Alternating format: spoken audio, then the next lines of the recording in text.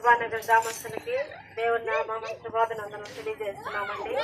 ఈ సాయంకాలం వేళలో ఈ సువార్త మనమును మీకు అందించడానికి దేవుడు మీ గ్రామానికి మమ్మల్ని రక్షించాడండి.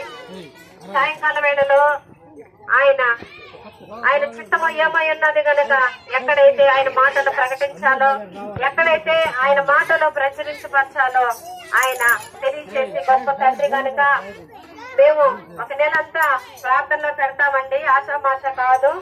అయితే దేవాతి దేవుడు మమ్మల్ని ఎక్కడికైతే నడిపిస్తే మేము అక్కడికి వెళ్ళి ఆయన మాటలు పంచుకుంటామండి. అయితే మీ గ్రామాన్ని ప్రేమించి దేవాతి దేవుడు ఇక్కడికి వచ్చి ఆయన మాటలు చెప్పమని ఆయన తెలియజేశాడండి.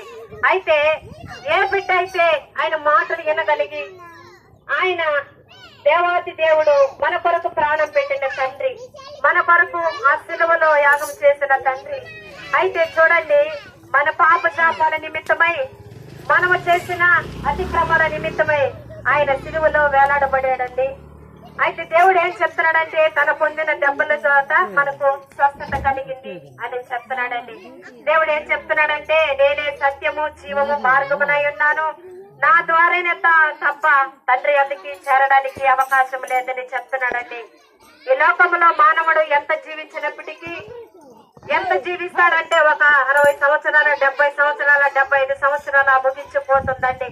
అయితే మన జీవిత యాత్ర అనేది ఈ లోకంలో ఎంతవరకే ముగిస్తుంది.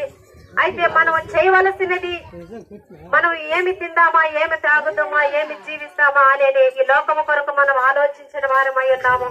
అయితే ఒక దినాన మనము ఈ లోకాన్ని విడిచి తండ్రి దగ్గరికి చేరాల్సిందండి.